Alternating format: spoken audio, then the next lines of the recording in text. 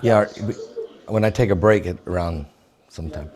Are you serious? Are you serious, folks? Welcome. We're breaking in live right now. We have a breaking situation developing at the White House, and we have a reporter on scene at the White House live with us right now. Dr. Anthony Harper is with us live right now from the briefing room at the White House. Dr. Harper, great to have you with us today. Great to join you today. Dr. Harper, you're in Washington. You're at the White House. And we know that the Brazilian president is going to meet with the president of the United States today. He flew into Washington and met with the CIA yesterday and is now going to meet with the president today. And they're discussing Venezuela, plus I'm sure some relationship building. Is there any information you're hearing on the ground since you've got to the White House this morning?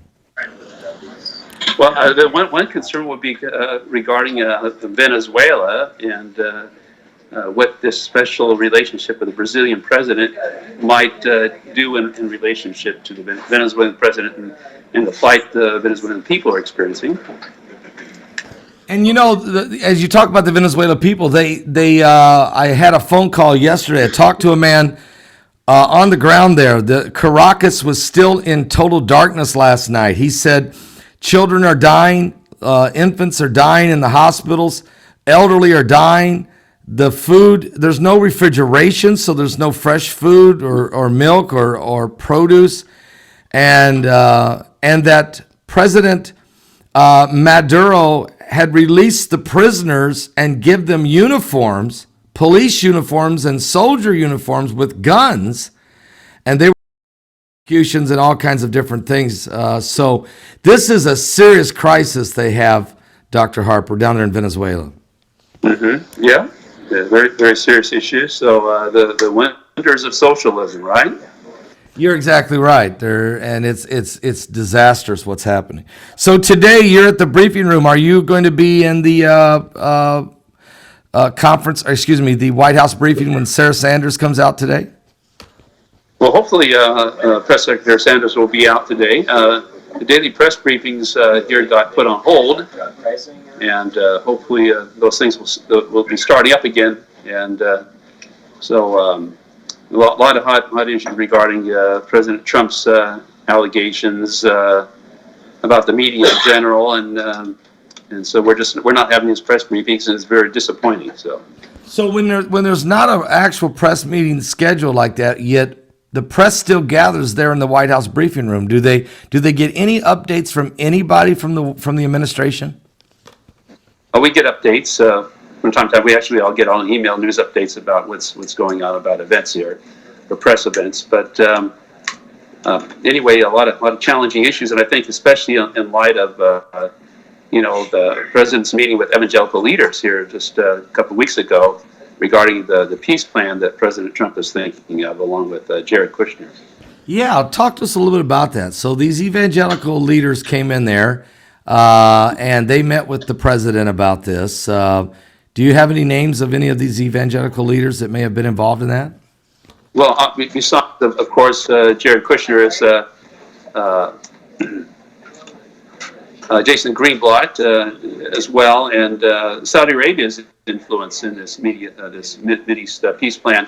What was disturbing in the news report is that his meeting with evangelical leaders, there wasn't any recorded complaint by the evangelical leaders about a warning of dividing Jerusalem and Israel, and we know very clearly in the prophet Joel chapter 3 verse 2 of a warning of God's anger about dividing Israel and Jerusalem.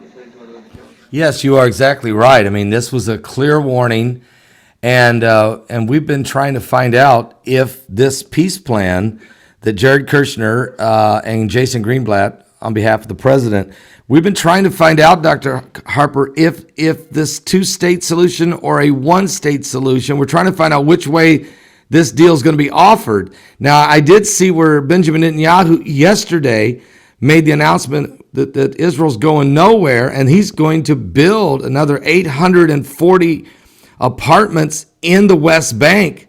So, I mean, I'm starting to wonder, do you think that they're going to offer a plan that does not divide Israel? Is that what the plan might be?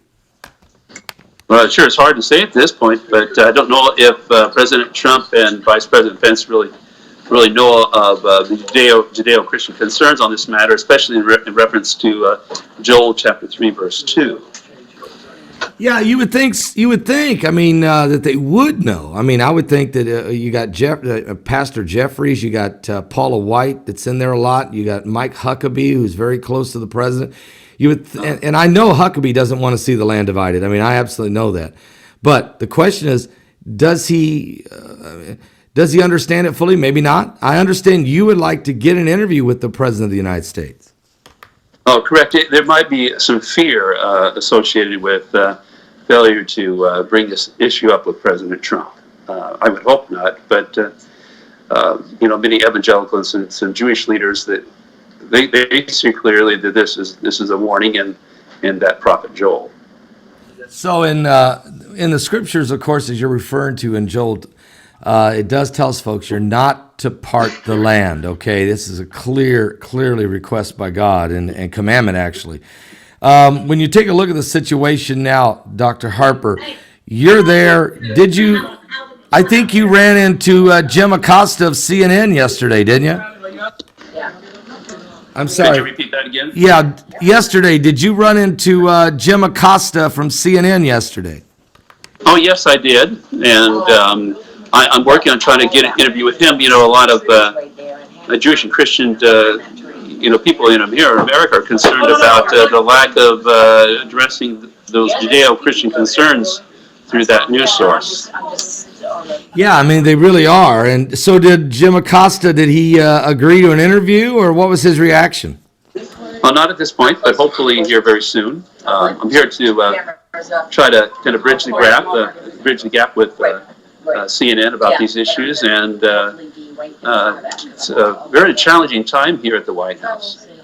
It really is. Do you feel that? I mean, what is the atmosphere? What do you, in the Spirit of God, what do you discern there? Do you discern tension, excitement, confusion? I mean, what is the discernment you feel? Well, there is a lot of animosity. We know.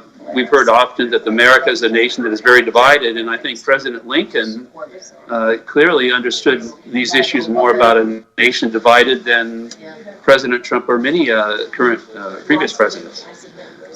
Yes, he really did, and really warned against that, or tried to pull the country back together, of course, from the Civil War. Okay, now you're also... Along with that, Pastor Paul, that many people are... some Christians and Jewish leaders that I know of, that they see the solution to terrorism and what will make America great again, found in what President Lincoln had to say in the middle of the Civil War. And people can read his proclamation of 1863. That's at the top of our news website, imcnews.org. Just look for President Lincoln's picture. All right, folks. And again, go to Dr. Harper's website there, and also, Dr. Harper has a great YouTube channel, okay, where you get a lot of updates. He travels all over the world, and we love the fact that we can bring him in here from time to time with these live broadcasts. Now, Dr. Harper, you're at the White House all week this week. Tell me, do you have a meeting set up with one of the senators or congressmen there? Yeah, I have a meeting next week with Senator James Risch. He's now the chairman of the Senate Foreign Relations Committee, and he has been involved with this investigation uncovering the misuse of U.S. tax dollars going to the UN agency called UNRWA that's been inciting kids to violence against the Jews. Yeah, that's terrible. And so anti-Semitism is on the rise, Dr. Harper, all over the world. We're seeing more and more of it, the desecration of the graves. You see it in France. We see it all over, and so I mean, you're wanting to make sure that the Judeo-Christian voice is heard in this. Would you repeat that again? I said you're trying to make sure the Judeo-Christian voice is heard in this situation. Oh yes, obviously these concerns need to be heard very clearly, and I do see the rise of anti-Semitism in many areas. Obviously the president went to Israel, he declared Jerusalem the capital of Israel. He's the only president that went to the wall and prayed while in office. I mean, there's no doubt he has showed some great support for Israel. Do you feel that support is also on Capitol Hill with the Congress? Could you repeat that again? Yes, the president has declared Jerusalem the capital of Israel, and he's also the president that went and prayed at the wall. He's the only president to do that while in office. How do you feel about the Congress and their relationship with Israel? The Congress relationship with Israel. Oh, it's very serious, and we've got to make it clear. I know that President Trump, supported the move of the U.S. Embassy to Jerusalem, but maybe a little bit confusing according to some recent news reports, the Associated Press and Jerusalem Post, that the peace plan that is proposed would include division of Jerusalem and Israel.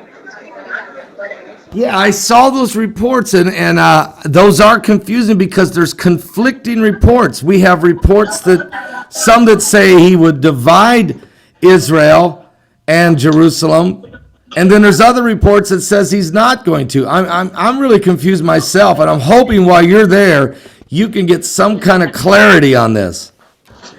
Yes, I hope so. We're having a lot of disturbance here in the press room, so it's hard for me to hear, or I hope you're hearing me okay. When you say there's a disturbance, what is it? Is it a lot of people gathering there? Well, it's just a lot of people that are entering here, so if you might hold on here, the noise could die down, but pretty intense here. Why don't you, can you take your camera and show us the others that are gathered in there? Can you do that? Well, I'll just kind of turn around here, and you can see a crowded room here a little bit. Lower your camera just a hair. There you go. Right there? Yeah, we see some of them there. You see that? Yeah. It's not a very big room, really, is it? No. But anyway, so also, anyway, Dr. Harper. The noise level is quite loud here, and it's hard to hear you very well. Okay. Well, one more question. We'll let you go. I know you're trying to get. Waiting for the noise to die down here. Trying to escort people out to cut the noise down here, but I think that's the highlights of our concerns here regarding some Israel matters, the President Trump's proposed peace plan, and what will make America great again issues. Dr. Harper, we really appreciate this. I think this is a great analysis, and we'll check in on you again later in the week. I'd like to check in again with you again later in the week. I can't tomorrow, but please let people check out our YouTube channel. You can see more details, imcnews.org. People can just click on the YouTube logo there or banner for our channel. We'll put your link in the description below and let people go check out his YouTube channel, guys. Dr. Harper has a great channel, does great work. And I'll check in with you later in the week, Thursday or Friday. Okay, thanks for praying for favor. Thank you. All right. Shalom, shalom. God bless. Folks, there you go. Dr. Anthony Harper in the White House. Appreciate it very much. Great work he's doing. And he's on the front lines, guys. He's on the front lines there. Really is trying to make a difference and asking the tough questions in a lot of ways. We just thank God that he was able to get a press pass at the White House to represent Christians' views, Judeo-Christian views, okay? And so we're going to shut this down right here and come back in about 15 minutes with our regular scheduled broadcast at 12 noon Eastern on the coming apocalypse.